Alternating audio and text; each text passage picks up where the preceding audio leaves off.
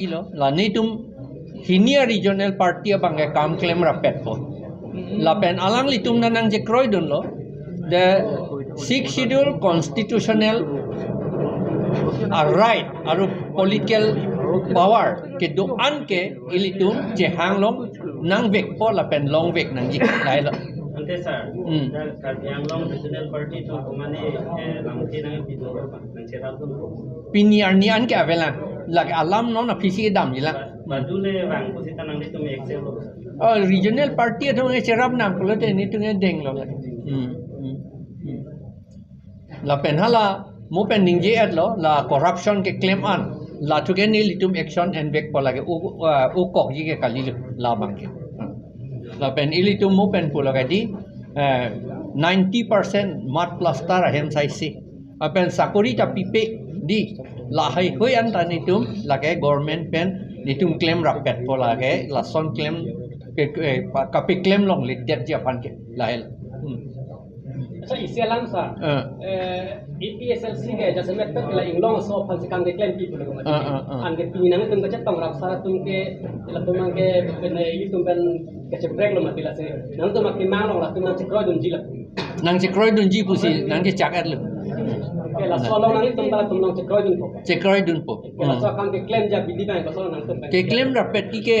hala assembly long parliament long che dan rapet ni ma didi ili tung MP ta inut veji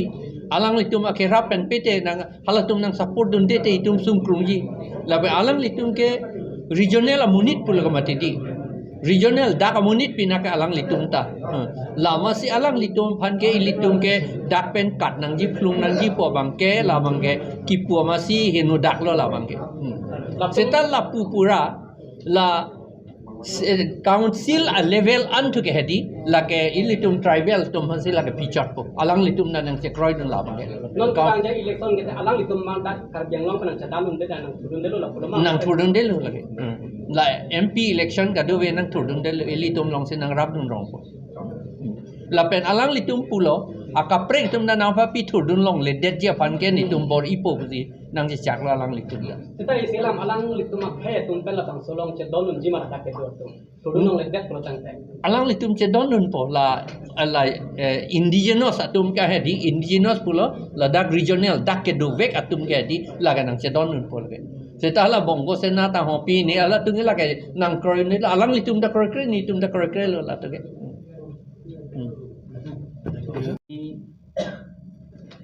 Assam Jotia Porishod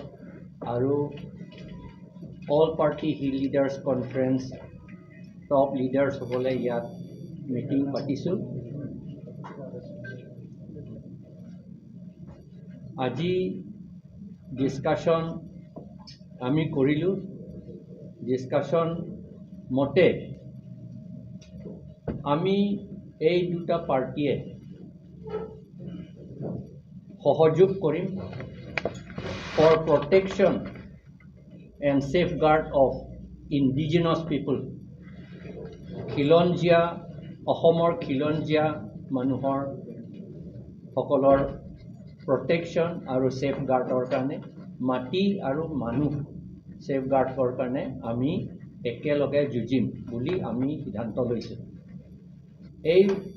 আমি যুঁজোতে যদি আৰু বেলেগ regional party যদি আমাৰ লগত cooperate কৰিব খুজে আমি এখেত সকলৰ লগত একেলগে কাম কৰিম আমাৰ ডিসিশন মতে কনস্টিটিউশনাল 6 শিডিউলৰ যেটো আমাৰ কাৰণে অধিকাৰ দিছে ৰাইটস দিছে পাৱাৰ দিছে পলিটিক্যাল পাৱাৰ এই গোটেইখিনি আমি পাবলৈ আমি যুঁজিম APHLC আৰু আকৌ APHLC আৰু AJP আৰু এই অহা MP ইলেকশ্যনত আমি কোঅপাৰেট কৰি ইলেকশ্যনটো কন্টেষ্ট কৰিম APHLC ইয়াৰ পৰা কন্টেষ্ট কৰা হ'ব আৰু AJP সকলৰ য'ত এখেত সকলৰ candidate থাকে আমি যিমান পাৰো আমি ইয়াৰ পৰা গৈ সহায় কৰিম we will work together এইটো বুলি আমি সিদ্ধান্ত লৈছোঁ এতিয়া I request upon the President of AJP to deliver his speech. All party Hills Leaders Conference or সন্মানীয় সভাপতি জন ইন্টি কাথাৰ ডাঙৰীয়া আমাৰ দলৰ সন্মানীয় সাধাৰণ সম্পাদক জগদীশ ভূঞাকে প্ৰমুখ কৰি দলৰ সন্মানীয় বিষয়ববীয়া কৰ্মকৰ্তাসকল অতি শ্ৰদ্ধাৰ সাংবাদিক বন্ধুসকল আপোনালোক সকলোকে মই আমাৰ দুয়োটা দলৰ তৰফৰ পৰা আন্তৰিক শুভেচ্ছা জ্ঞাপন কৰিছোঁ আমি দুয়োটা দলে আপোনালোকক অভিনন্দন জনাইছোঁ এই সংবাদমেলত আজি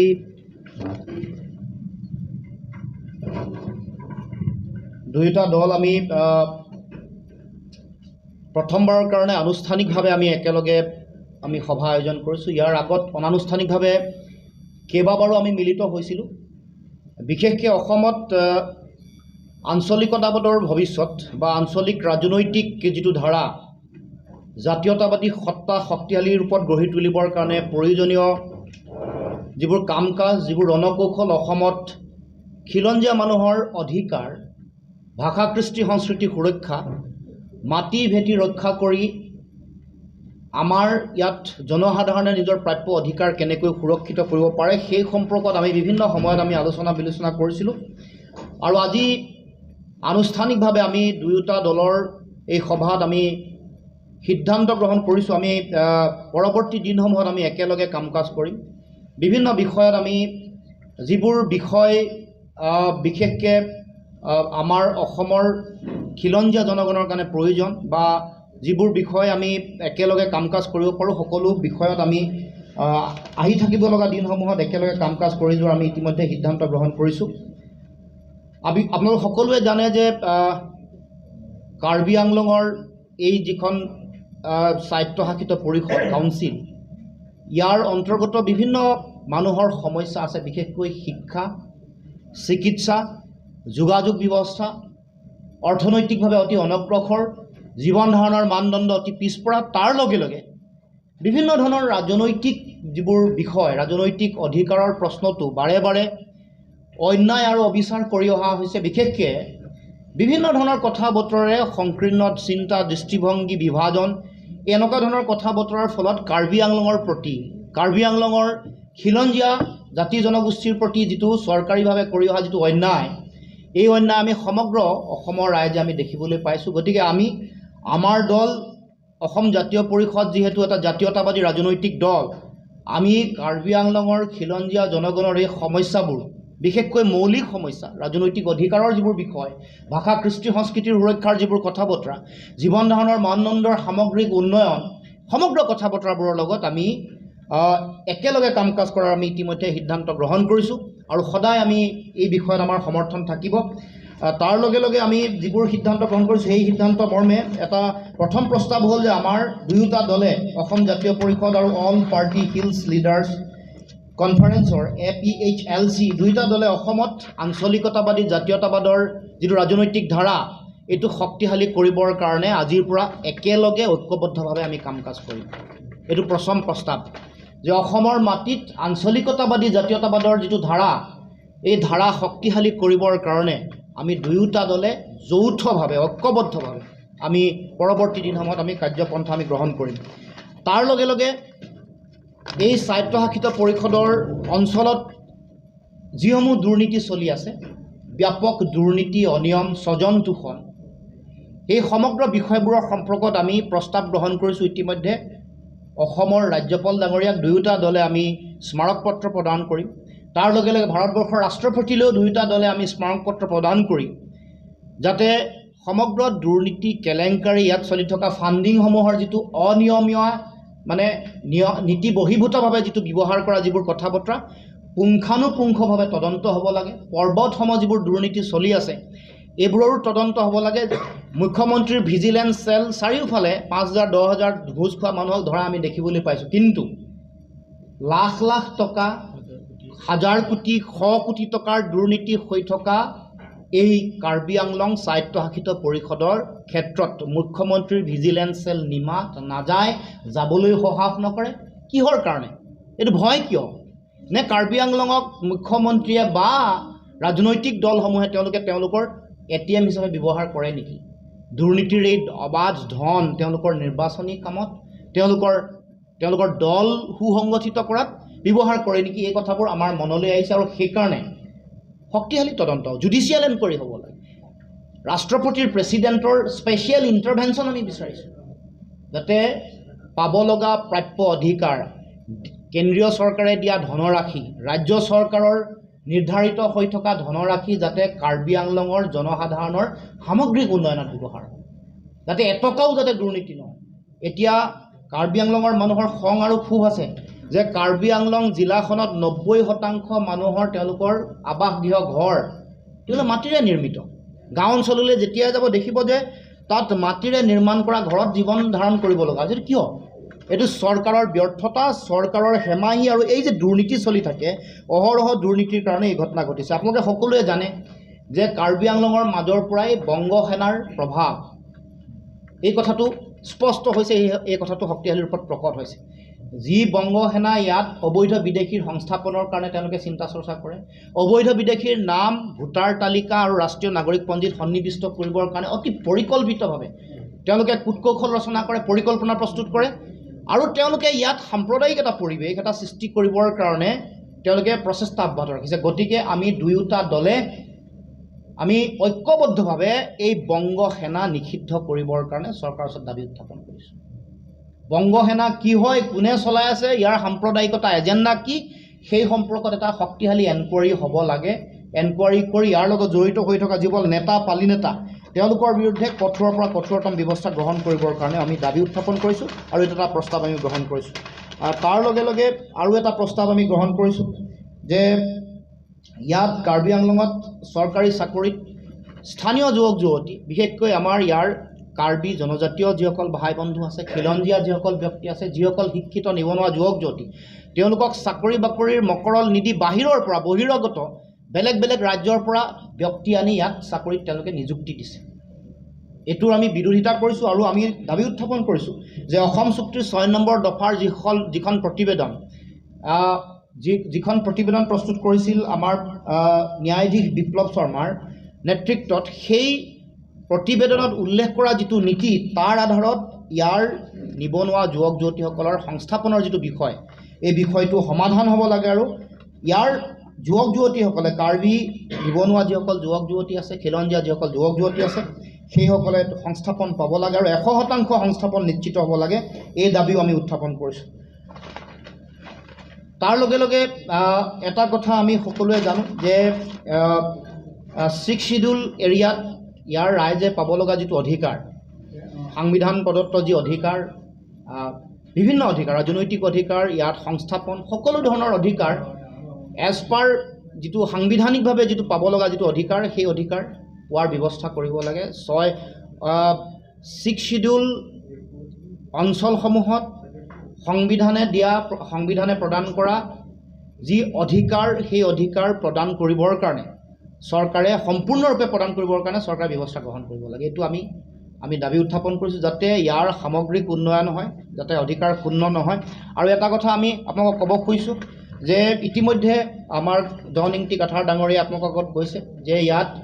খিলঞ্জীয়া যিসকল মানুহ, এইসকলক লৈ এটা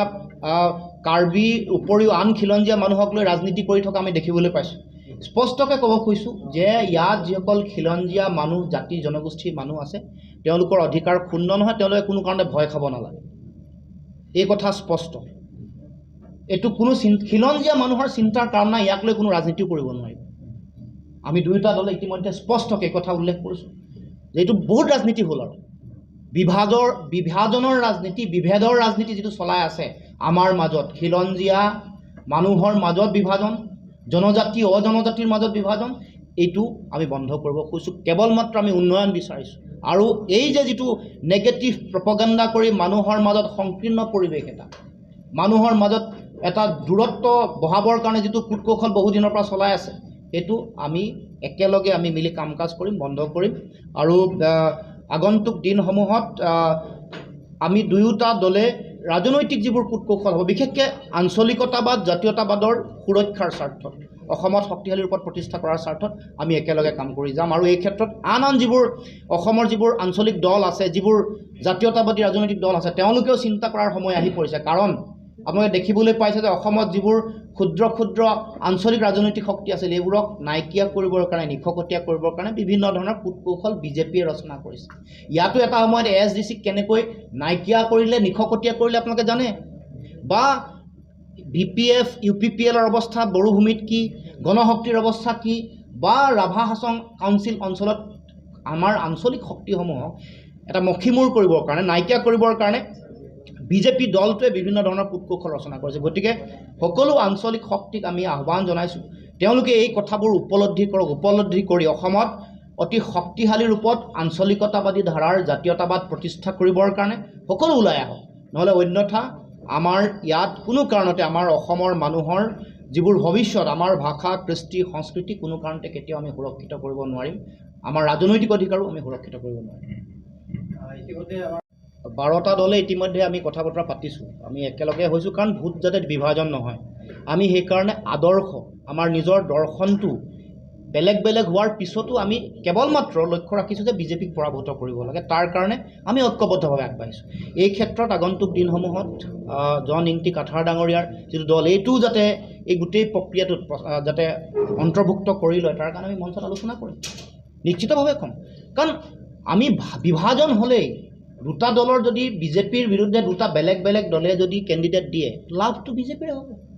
এইটো চিম্পুল সৰল অংক গতিকে আমাৰ নিশ্চিতভাৱে আমি যিহেতু আমি জাতীয়তাবাদী ধাৰাত আমি বিশ্বাস কৰোঁ আমাৰ এটা ধাৰাৰে আমি কাম কাজ কৰি আছোঁ গতিকে অসমত জাতীয়তাবাদ শক্তিশালী কৰাৰ যিটো কথা সেইটোত আমাৰ সদায় দায়বদ্ধতা থাকিব কাম কাজ থাকিব আৰু তেখেতসকলক এই 12টা দলৰ লগত আৰু এটা নতুন দল ইণ্ডিয়াত চামিল কৰিবলৈ ইণ্ডিয়াত আমিও এতিয়ালৈকে চামিল হোৱা নাই চামিল হোৱাৰ কথা বতৰা চলি আছে এইবোৰ আমি নিশ্চয় আমাৰ ফালৰ পৰা ৰাখিম আগৰ পৰা আমি এই কথাবোৰ আছোঁ এই কথাবোৰ কৈ আহিছোঁ আপোনালোকৰ কমন মিনিমাম প্ৰগ্ৰাম কি হ'ব APHLCৰ আপোনালোকৰ নাই ইতিমধ্যে আমি কৈছোঁৱেই যে আমাৰ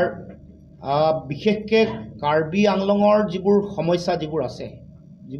সেইবোৰৰ আমাৰ সদায় সহযোগিতা থাকিব ৰাজ্যিক স্তৰত আমি আঞ্চলিকতাবাদ বা জাতীয়তাবাদ শক্তিশালী কৰিবৰ কাৰণে একেলগে কাম কাজ কৰিম আৰু যিবোৰ বিষয় মৌলিক বিষয় যিবোৰ আছে আমাৰ বিদেশী নাগৰিকৰ সমস্যা আগ্ৰাসন ভোটাৰ তালিকাৰ পৰা বিদেশী মানুহৰ নাম কৰ্তন আজিলৈকে হোৱা নাই তাৰ লগে লগে আন অসম চুক্তিৰ 6 নম্বৰ দফা কাৰ্যকৰী কৰা বা ইয়াত কি কয় 6 শিডিউল এৰিয়াত পাব লগা তেওঁলোকৰ যি অধিকাৰ কিছু অধিকাৰ আজিও পোৱা নাই বুলি তেওঁলোকে আপত্তি আৰু অভিযোগ আছে বা সংগ্ৰাম কৰি আছে যিবোৰ বিষয় 6 শিডিউল এজ পাৰ কনষ্টিটিউশ্যন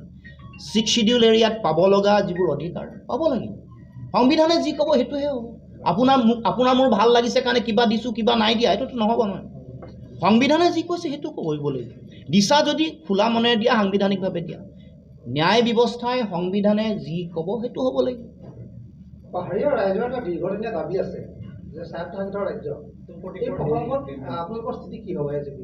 কি ক'লে স্বায়ত্তশাসিত ৰাজ্যৰ যিটো দাবী কাৰ্বি আংলঙৰ এটা দীৰ্ঘদিনীয়া দাবী আছে পাহাৰীয়া ৰাইজৰ আমি